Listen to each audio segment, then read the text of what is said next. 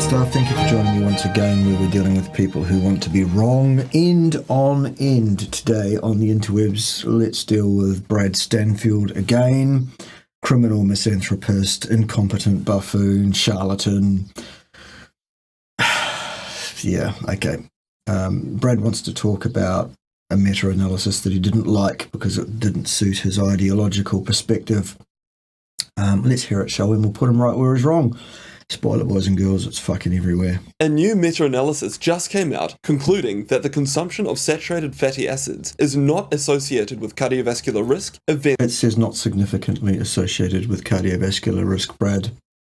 You missed a word out there. It's quite important because that tells us the context. They're talking about statistical significance, which is completely meaningless when you're looking at clinical significance. And this is associative, by the way, not cause and effect. Or mortality. Based on the scientific evidence, there is no scientific ground to demonize saturated fatty acids as a cause of heart disease. Correct, there is not. This is a big deal because the current dietary guidelines suggest are false and are based on pseudoscience, misanthropy, lies, disinformation, propaganda, smoke and mirrors.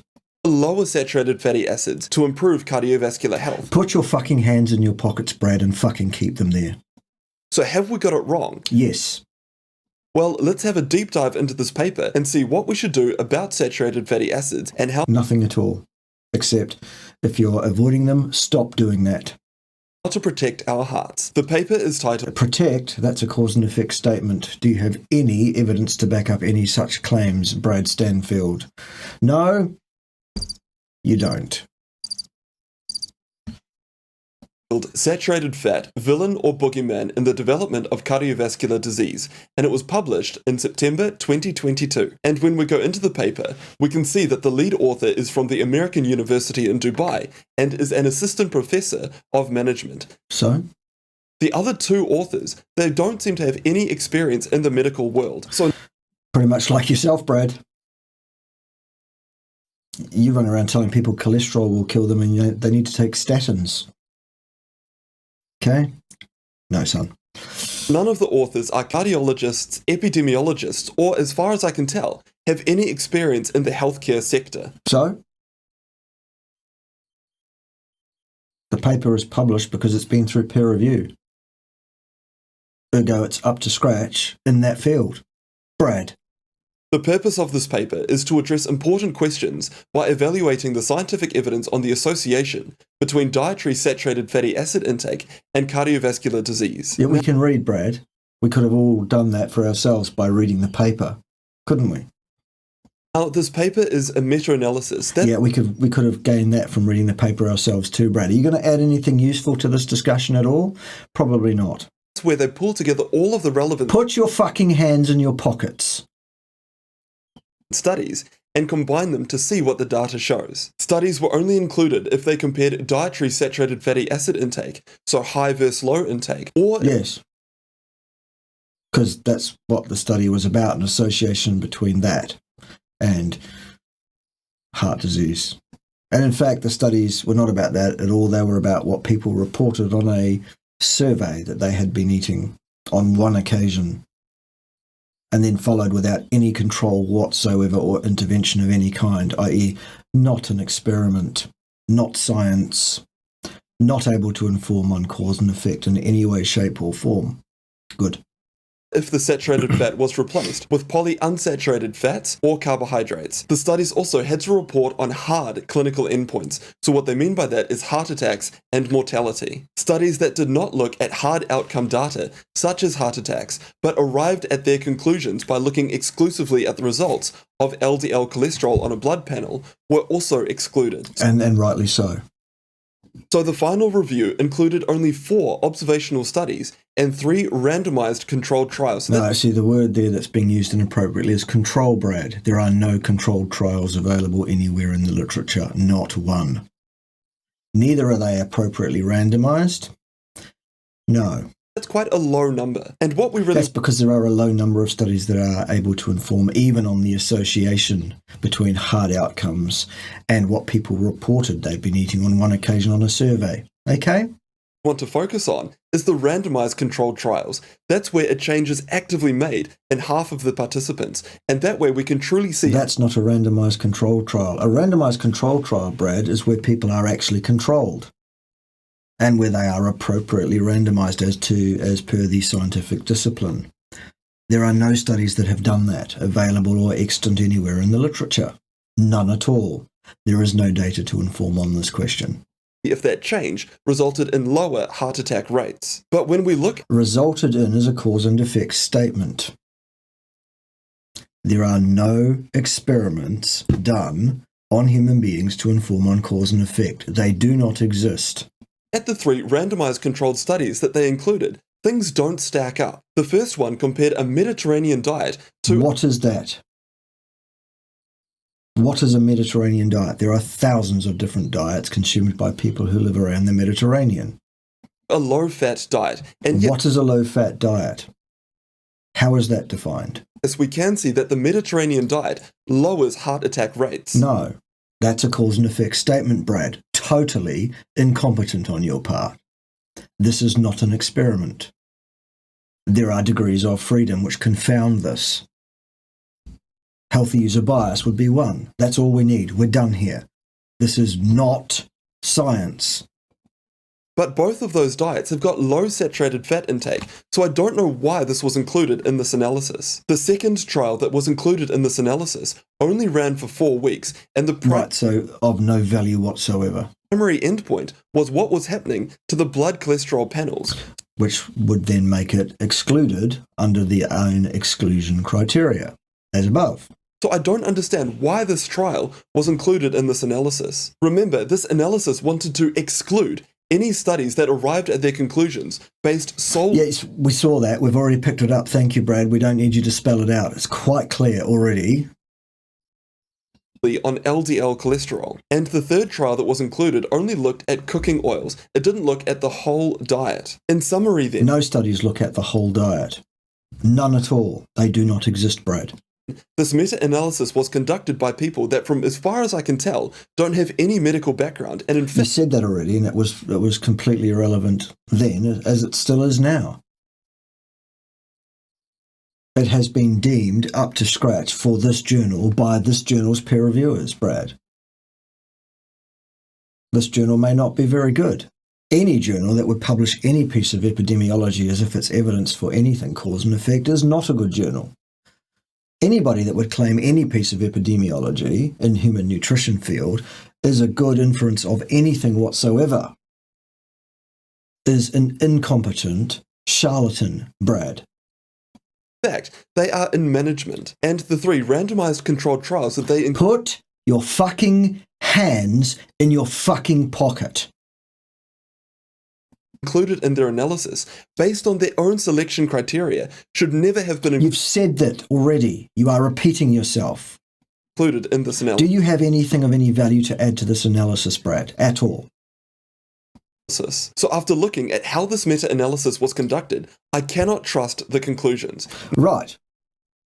You can't trust the conclusions of any meta-analysis in human nutrition, Brad, on any topic in human nutrition. They are all garbage, every single one of them.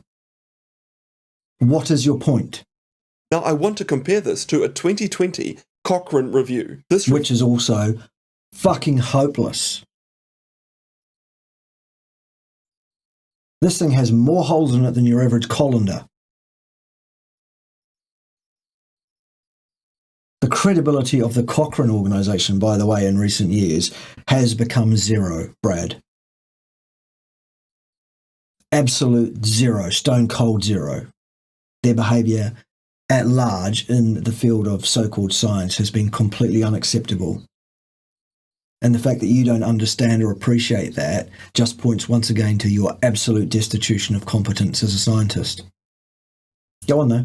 Review also wanted to have a look at what happens when you reduce saturated fat intake and you replace it with either carbohydrates, polyunsaturated fats, monounsaturated fats, or protein. And okay, so how many people did they have in this study locked in laboratories under observation for 24 hours a day to make sure they complied with what they were asked to do? Whoops. For a trial to be included in this review, it had to be randomized. Right, well, how have they done that? It had to have an intention to reduce saturated fat. An intention? We all have good intentions, don't we, Brad? Well, some of us do. Intention has nothing to do with science, reality, or discipline. Intake, or an intention to alter dietary fats and achieve a reduction in saturated fat. Well, that's contraindicated. Why would you want to do that? And the studies had to be conducted for at least 24 months. Right, so how many studies have there been where participants were properly randomized to one group or another, were genetically identical at the outset in every respect, were locked in those labs for 24 months and kept under observation? Show me those studies, Brad. Shall we wait? Idiot. And they found 15 randomized controlled trials. No, they found no such thing. They were neither appropriately randomized nor were they appropriately controlled. That they could include in this analysis. So already that is an order of magnitude more accurate compared to the... No, it isn't. More participants doesn't make it necessarily more accurate.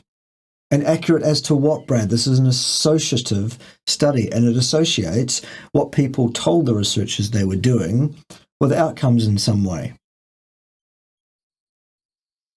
What is your point?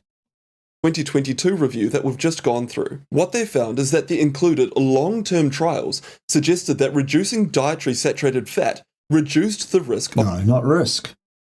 No, risk is a cause and effect statement. This is not a randomized controlled trial. Even though it says randomized controlled trial, it's no such thing. It fails to meet the disciplines of science. It does not establish cause and effect. Of combined cardiovascular events by 17%. 17% of what, Brad? And in what population? Describe this population. Because you're making statements which you are, by omission of a clear statement to the contrary, can be extrapolated to a general population. Was this a group of participants in the study that is representative of a generalized population? The answer is no, Brad. Not at all. So this includes things like heart attacks. It was a statistically significant result. So what? That's got nothing to do with clinically significant outcomes. Statistical significance can be achieved with a near zero result, which a 17% result is. It's near zero, Brad. You can achieve statistical significance purely by having a large sample size.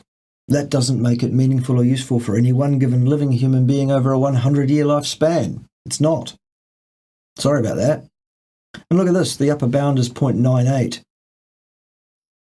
That tells you how much signal to noise we've got going on here and how worthless this nonsense is from you, Brad. It's only just statistically significant, let alone meaningfully clinically significant. I would suggest p-hacking will be at play here.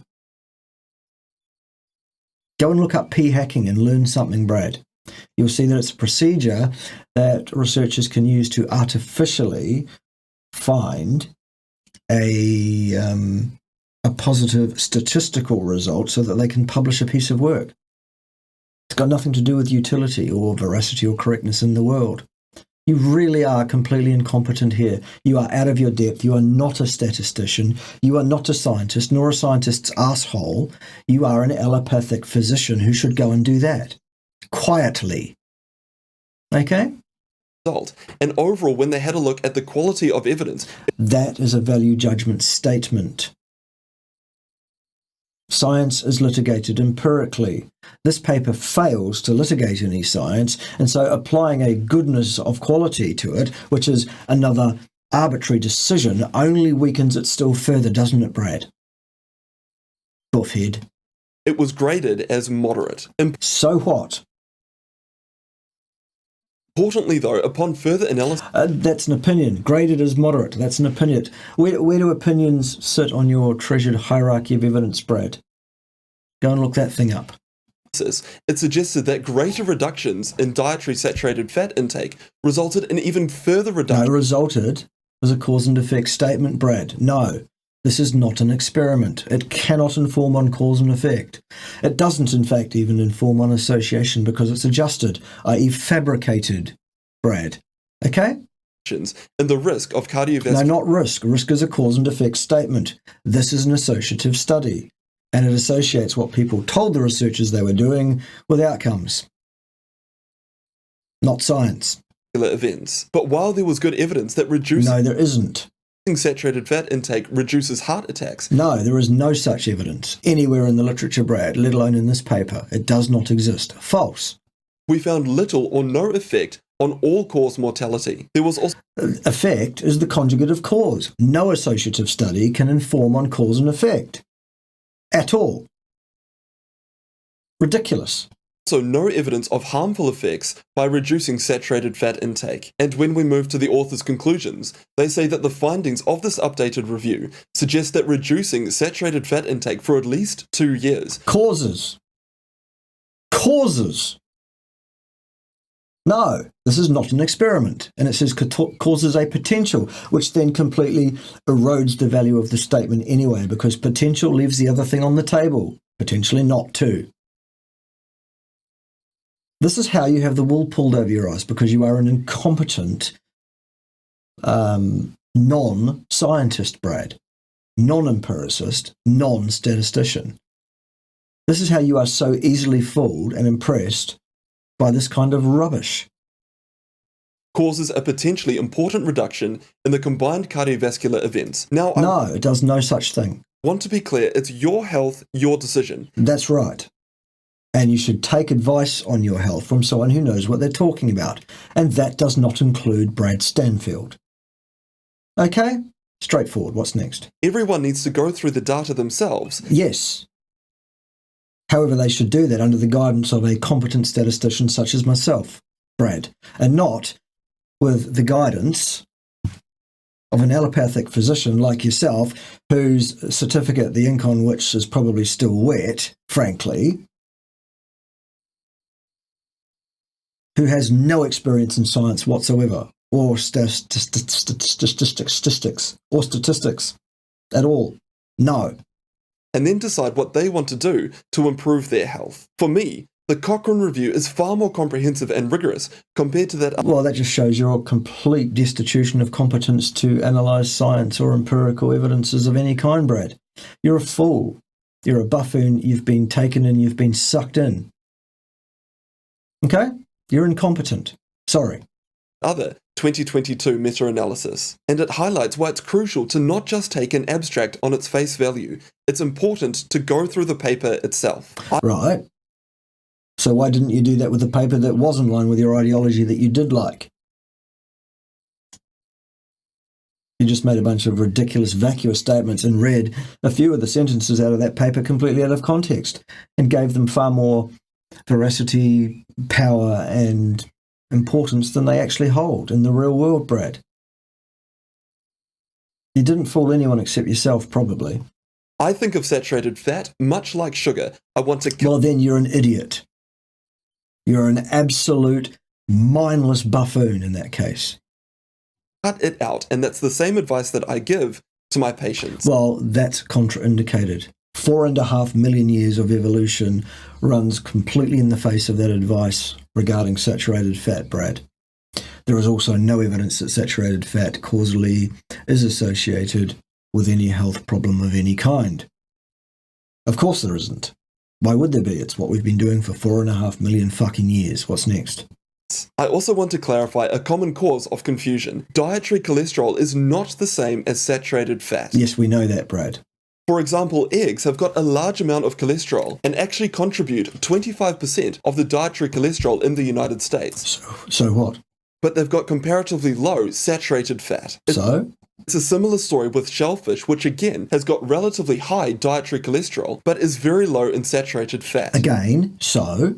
And from an updated review from the American Heart Association, they conclude that most studies generally report no significant association of dietary cholesterol or egg intake with cardiovascular outcome. That's because there are almost no significant, let alone clinically important differentials that are observable or valid or have any veracity or goodness. There is no science on this, Brad. This is a ring-fenced area of ideology, propaganda, smoke and mirrors. Okay? This is all bought and paid for. This is pseudo-scientific nonsense. It's anti-scientific nonsense, in fact. Now, the confusion comes in because it's difficult to distinguish between the effects of dietary cholesterol per se and the effect of dietary patterns in high cholesterol or saturated fat. So it's not difficult at all, and neither is it important. For example, sausages or bacon eaten with eggs. So it's not the eggs that are causing the issues, it's the bacon and sausages. And I want to... You don't know what's causing the issues, Brad. There are no experiments to inform on this. That's the whole point. Emphasize this point. The available evidence suggests that within the... There is no fucking evidence, Brad. You've been taken in. You have been fooled by charlatans with the sole purpose of feathering their own nests and supporting the meaning of their own careers and protecting their research funding and their research funders, Brad. Nothing to do with science at all. The context of eating patterns, replacing saturated fat with unsaturated fat is expected to produce greater reductions in LDL cholesterol compared... So what? So? To reducing dietary cholesterol alone. So once again, dietary cholesterol is not the same as saturated fat. Yes, we get that. We understand. We have more than 2 brain cells. Saturated fat, we've got very good evidence from Cochrane. No, you don't. No, Bradley. False. We do want to reduce it. And by the way, it said moderate itself. It judged itself as moderate, not good or very good. And it isn't. It's not even moderate. It's nonsense. It's not science, Brad. Fuck's sake. To protect our blood vessels and protect... No, protect is a cause and effect statement. Show me an experiment, Brad. Fucking incredible, isn't it, boys and girls? Our hearts. And if you do want more information about the rationale for reducing cholesterol and how to... There isn't one. ...do it safely... There is no safe way to reduce cholesterol. It is contraindicated. You should do no such thing under any circumstances. Make sure to check out this next video. No, don't do that. It's full of misinformation, lies and incompetence from a charlatan and a buffoon without the first clue of what he's talking about. Yeah. A big thank you to DoNotAge.org for their $10,000 donation to my rapamycin study. They are a health research organisation, and to benefit from the ingredients as well as a 10% discount code, check out the pinned comment. You know, we won't be doing that. Right, join me next time when somebody else will be wrong on the interwebs. It'll be in a few minutes my time, and it'll be tomorrow or something like that. Your time, probably. Anyway, Brad, absolutely fucking appalling once again. Just rubbish, son. Just complete fucking nonsense. Incompetence. You're completely out of your depth. You should remain silent on this topic until you are within your depth, and that is a long, long way off. If you were sitting in my class as an undergraduate student, you would not be passing this paper, son. You would be resitting this paper next semester. That is how far off you are from competence. All right, son? Right, join me next time. People, enjoy the music. See you then.